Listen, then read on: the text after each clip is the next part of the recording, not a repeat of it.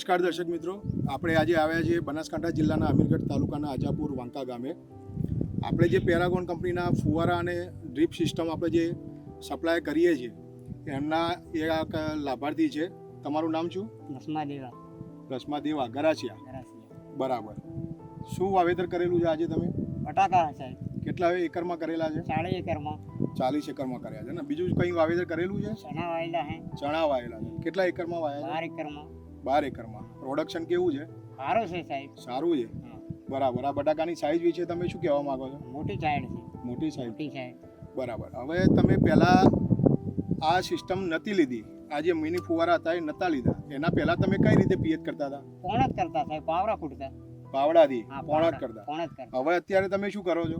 હવે ફોન કરીએ ફુહારો હું.